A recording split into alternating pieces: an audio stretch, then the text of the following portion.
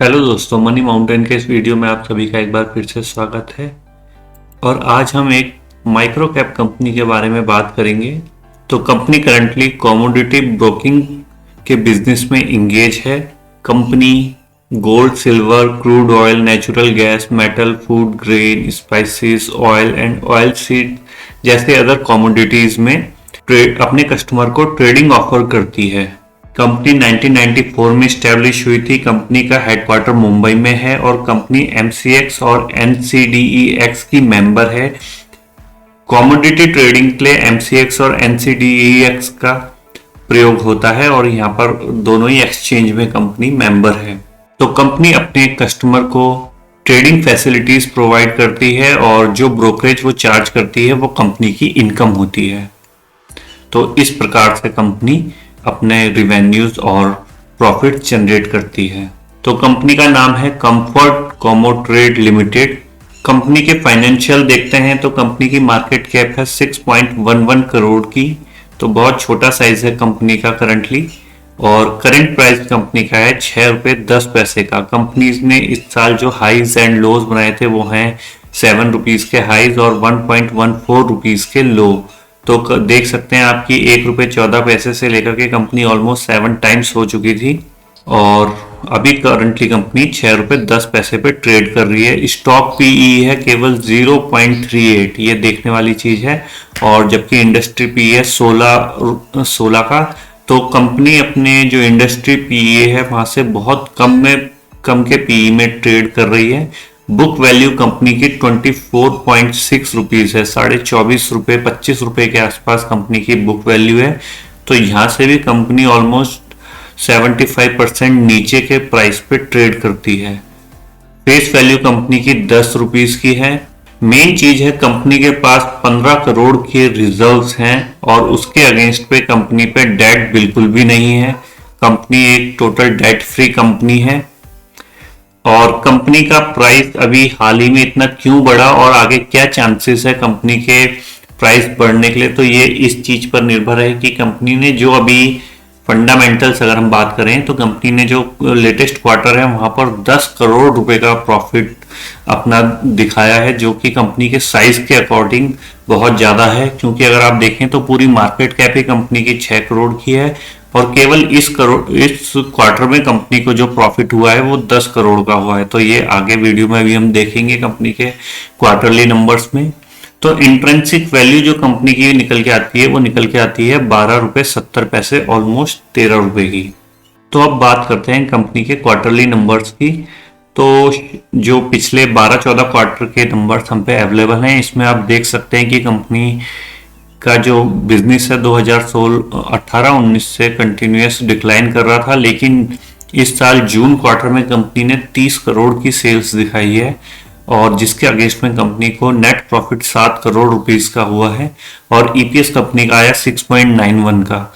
और सितंबर क्वार्टर में एक बार फिर कंपनी की जो सेल्स थी वो डिक्लाइन हुई, 14 करोड़ की हुई और जो कंपनी को ऑपरेटिंग प्रॉफिट होता है वही नेगेटिव हो गया क्योंकि 15 करोड़ के एक्सपेंसेस हो गए 14 करोड़ के अगेंस्ट पे।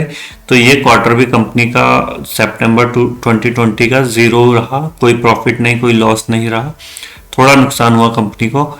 और दिसंबर क्वार्टर की बात यह है कि उसमें रिवेन्यूज तो घटे लेकिन एक्सपेंसेस कंपनी के कुछ नहीं हुए और ऑपरेटिंग प्रॉफिट जो था कंपनी को वो पूरे 10 करोड़ रुपीस का हुआ है।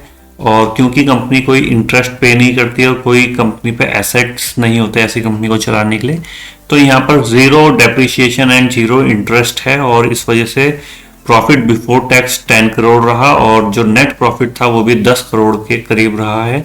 और इस कारण अगर आप देखेंगे तो कंपनी का जो अर्निंग पर शेयर है वो 10 रुपीज से ऊपर का रहा है दिसंबर 2020 क्वार्टर में, जो लेटेस्ट रिजल्ट है कंपनी के। और 10 रुपए का जो ईपीएस है वो पिछले 12-13 क्वार्टर में कभी भी कंपनी ने प्रोड्यूस नहीं किया था।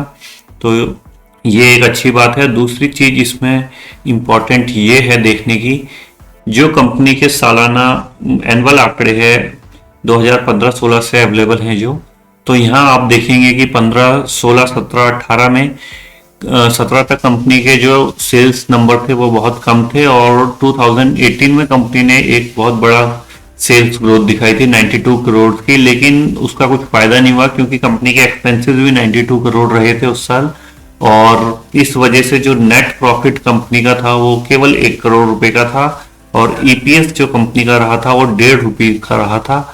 2019 में भी कंपनी ने 60 करोड़ रुपए के सेल्स तो दिखाए थे, लेकिन उसके अगेंस्ट में भी कंपनी के 60 करोड़ के एक्सपेंसेस थे, इसलिए ये नो लॉस नो प्रॉफिट वाली बात हो गई थी। अभी जो कंपनी के लेटेस्ट टीटीएम आंकड़े हैं वो ये हैं कि कंपनी ने पिछले 12 महीने में 63 करोड़ रुपीस की सेल्स करी है, रेवेन्यूज घोषित किया है, और जिसके अगेंस्ट में एक्सपेंसेस को सुधार करने में ये कंपनी इस बार कामयाब रही है। तो एक्सपेंसेस केवल 45 करोड़ रुपीस के हुए हैं और ऑपरेटिंग प्रॉफिट कंपनी को 17 करोड़ रुपीस का हुआ है, जो कि ऑपरेटिंग प्रॉफिट मार्जिन की बात करें तो 28% का रहा, और इस वजह से कंपनी का नेट प्रॉफिट जो बचा है वो 16 करोड़ रुपीस का कंपनी के पास नेट प्रॉफिट रहा है। जो ईपीएस निकल करके आया है वो 16 रुपए 10 पैसे का रहा है। तो 16 करोड़ का प्रॉफिट जो अल्टीमेटली कंपनी को हुआ है वो इस पूरे 5-6 सालों में नहीं हो पाया था। तो इस साल पे टीटीएम आंकड़े के हिसाब से 16 करोड़ का प्रॉफिट कंपनी को आया है, और ईपीएस भी कंपनी का शानदार रहा है 16 रुपए 10 पैसे का। बैलेंस शीट की बात करें तो कंपनी की शेयर कैपिटल स्टेबल है 10 पर, रिजर्व्स कंपनी के पास हैं। तो सितंबर 2020 तक जो कंपनी के पास रिजर्व अवेलेबल हैं वो 15 करोड़ के रहे हैं, और बोरोइंग कंपनी को कुछ भी नहीं है, बोरोइंग ऑलमोस्ट जीरो है, कोई कंपनी को डेट नहीं है कंपनी के ऊपर, इसलिए ये कंपनी का एक बिग पॉइंट हो सकता है। रेशियोज की बात करें तो कंपनी के साइज के अकॉर्डिंग रेशियोज कम है, लेकिन 2017 से कंटिन्यूस कंपनी के जो आरओसीई है वो बढ़ता हुआ दिख रहा है। डेटा डेज भी ठीक है कंपनी के, 11 दिन के अंदर अंदर कंपनी अपने ड्यूज को रिकवर कर लेती है। इन्वेंट्री टर्नओवर भी कंपनी के साइज के अकॉर्डिंग सही लगता है, और शेयर होल्डिंग पैटर्न जो सबसे मेन चीज होती है, प्रमोटर्स की होल्डिंग कंपनी में कंटिन्यूस बढ़ी है। हालांकि छोटी कंपनी होने के बावजूद कंपनी में प्रमोटर्स की होल्डिंग ज़्यादा होनी चाहिए थी, लेकिन 50% से कंपनी के प्रमोटर 50% से कम होल्डिंग कंपनी के शेयर्स की होल्ड रखते हैं।